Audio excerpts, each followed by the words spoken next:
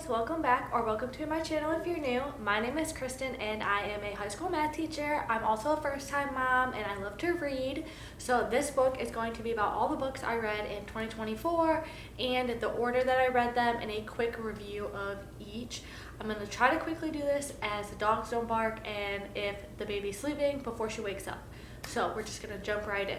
So the first book I read for 2024 was called The Dead of Winter. I have my iPad here, so if I'm looking at something, I have some notes written down. I rated this a 4 out of 5. If you know me or follow me on Instagram, I'm a fantasy romance girly, and this is a thriller / horror, so it's something out of my comfort zone, but I did rate it a 4 out of 5. It was really good. It did have a good ending / plot twist that I did not see coming. And this made me not want to ever be stuck in a snowstorm. So I guess that's a good thing that it made me feel that way because that's, I'm assuming, how it was supposed to. Books I read were Fourth Wing and Iron Flame. Now, if you know, Onyx Storm is coming out January 21st. Hopefully this video gets up before then. I've tried to film it like 4 times, but I rated both of these 4 out of 5, not 4 out of 5. My goodness, I rated both of these 5 out of 5. I absolutely love them. They're fantasy. They are super long, so they did take me a while to read. But for the first one, for Fourth Wing, I love Xaden in this. I know he kind of was controversial, but I actually loved Xaden. I did not like Dane. I thought Violet was a badass, and I really screamed at the ending, and I had to go get Iron Flame like the next day. So I got this 5 out of 5, like I said. It's super long. Xaden and Violet's relationship and character development is really good in this. There was a great cliffhanger, which is why I'm super excited for January 21st. I probably won't be able to get it the day it comes out because I probably won't be able to, but being home and on maternity leave, I might be able to go get it. But excited to read that next. I have The Final Offer. I tried to finish some series this year, so this was the last book in this series. I rated it a 4 out of 5. It was a really easy read. This would be my second favorite in the series. It had a perfect amount of spice. The previous books in this series made this one better. Like the character development in the previous 2 books made this one better, so that's why I liked it. Another thing I finished was this series by Lucy Score, and I read Things We Left Behind. I rated this a 5 out of 5. This was my favorite from the series. I was dying to know more about Sloane and Lucien, which is why I liked this book so much more. When I was reading the other 2, those 2 characters intrigued me the most. So I was really excited that this book was all about Lucien and Sloane, and we got to know their backstory and all that good stuff. So that's why this one was my favorite, 5 out of 5. I then read The 7-Year Slip. This one I saw all over YouTube, Instagram, TikTok. So I read it. I rated it a 4.5 out of 5. I read it in 2 days, super easy to read. I loved how the past and the present was combined in this. So it kind of put a twist on your basic romance. So it's something a little different, which is why I liked it. I then read If He Had Been With Me. This one had a lot of hype around it, and I don't think it was worth the hype. It was okay. I did rate it 3.5 out of 5, so this was my lowest rated book for 2024. It was not really worth the hype. It was still really good. I'd probably still recommend it, and I did read the second one, but this was just not my favorite book. It was very frustrating and predictable. It wasn't really for me. But in between reading the first and second one, I read Done and Dusted. I will say one of the big themes I saw last year was a lot about cowboy, ranching, small town romances, so I got onto that theme. This was my first one, Done and Dusted, by Layla Sage, and I rated it 5 out of 5, which again, it could just be because it was my first ranching cowboy romance one. But I read it in less than 48 hours. It had a good amount of spice, and this quote at the top that says, "A sweet slow burn," is exactly what I would say about this book. Again, 5 out of 5. Don't know if it was because it was my first cowboy ranching romance, but it was still good. So the second one, If Only I Had told her I like this better than the first one. I rated this a 4 out of 5. It has the 3 perspectives, which I really liked how it was written.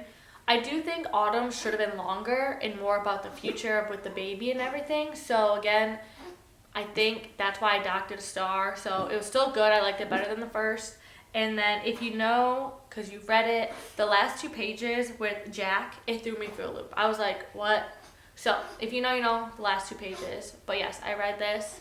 And I may have to pause this video real quick. I think someone is waking up, but we'll see. Alright, we're going to try to hurry this up a little bit. So I then continued with my Ranching Cowboy romance and read my first Elsie Silver book. I read Flawless, so I started this series 5 out of 5. It was my first Elsie Silver book. I really liked her writing, super easy to read. It had a good amount of spice. It was very good. I didn't rate it on Instagram, but I'm pretty sure I'd rate it 5 out of 5. So I started this series. I got 1 book in. I had to go back. So we'll continue. I have This Summer Will Be Different by Carly Fortune. And this I didn't rate it on Instagram. I probably rated it 4 out of 5 or 5 out of 5. It was a super easy, quick one-day read. I read it one Sunday that I obviously wasn't really doing much. The dual timeline in it is what kept me reading it, because I would stop one timeline and be curious to know what happened the next, and then so forth, vice versa. So I do like the dual timeline. It kept me interested.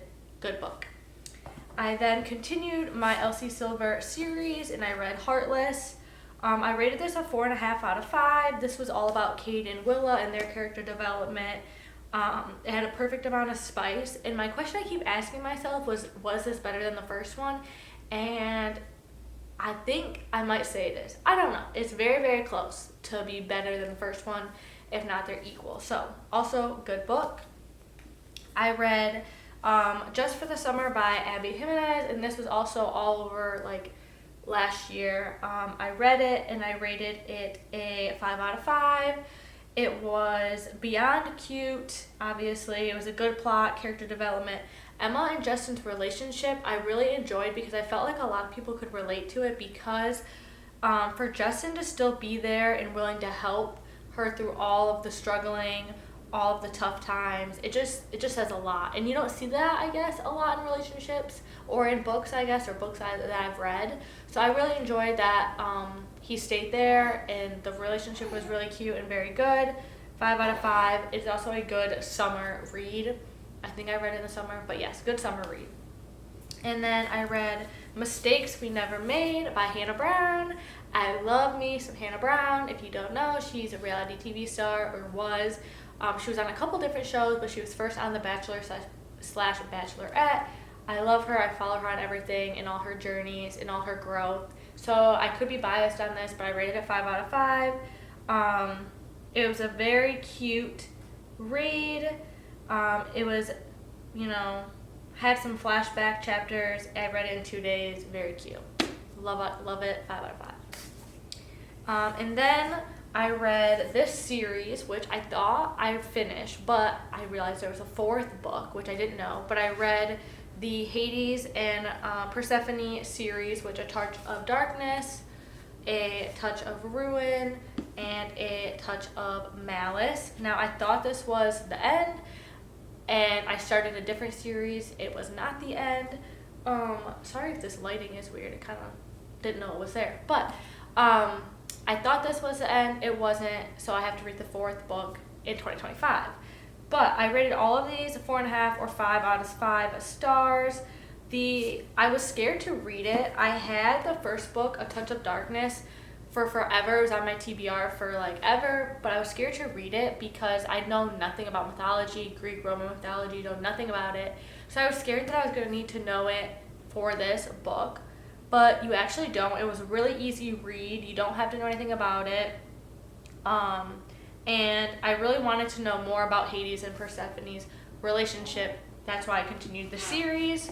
In A Touch of Ruin, their relationship developed a lot. It had a lot of twists and turns in it, so that was really good. And then again, I thought A Touch of Malice was the last one, but when I got to the very end of this relationship, or end of this book, there was a major cliffhanger at the end of this book, and I was like, that can't be the end. So I googled it. It's not. There's a fourth book, which I'm gonna read. So you'll see that in my 2025 books. And then the reason I have to read that in 2025 is because I really wanted to get to The Christmas Tree Farm. Now this little cute series was very popular towards the end of 2025.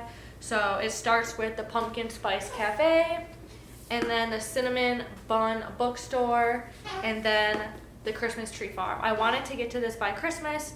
I got to it by December 31st. But yes, so all of these are super cute. I would rate them all 4 out of 5 stars. They all have some spice to them. They're all super cute small town romance. Each character is kind of different and their personalities are very different, and I kind of liked reading about them. Each book is about a different character and their relationship, obviously. Let's see. They're very welcoming. The second book about Hazel and Noah was really cute. They were adorable together. And then the last book, The Christmas Tree Farm, this one really made me want to buy a homestead. Did it make me want to be a farm person and grow my own things and, buy a ranch, buy a farm? Yeah, maybe. Is that going to happen? No, but it made me feel like I should. It made me feel like I could do it if I wanted to. But yeah, so there's a fourth one coming out, The Strawberry Patch Pancake House, on March 13th. So I will read that this year. And then apparently there's a potential fifth one, which is The Gingerbread Bakery. It is projected to be September 11th of 2025. So I will probably read those two when they come out as well. So I read 20 books. My goal was 30. I obviously got pregnant and had a kid, so that kind of put it on hold. But my goal for 2025, I was going to make it be 30. But I don't know if that's going to be pushing it now that I will have a kid and, to take care of the kid. So I'm going to go with 24. So more than 20, less than 30. I'm going to go with 24, which is 2 books per month. And that's going to be my goal. So stay tuned for my 2025 TBR or anticipated TBR video. Hopefully it comes out sooner than this one does. But give this video a thumbs up and subscribe.